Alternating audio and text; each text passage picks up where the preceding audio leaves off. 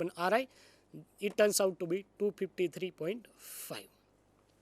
So in all, what we have seen, starting from some fundamentals, we have seen transistor as a two-port network system.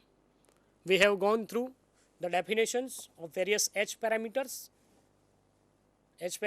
of a transistor in CE mode, H parameters of a transistor in a as a whole, and then AC equivalent circuit method and H parameter equivalent circuit of the method that we have seen.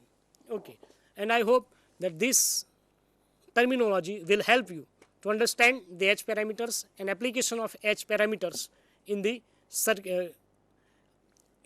your electronics analysis of the circuits. Now for this we have taken the reference book. You can see more details, or you can find out more images and more methods in the book Basic Electronics and Linear Circuit, a very good book for the physics as well as the electronics students. You can go through it and enjoy it. It is very nicely a narrated book with this kind of circuits that what I have shown you. You can go through that book and you can understand what H parameters are and how they are important in circuit analysis. The book is written by the three members, Bhargav, Vasisht and Kulshrestha. It is a very well known book of the electronics. You will find out in your physics library also, or in electronics library also.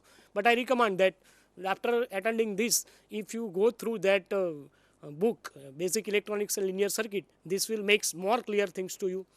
Okay, so this was what I have to deliver to you. Thank you BISAG and the authorities for granting me the permission, and wish you again a very happy new year and a good success in your career. Thank you.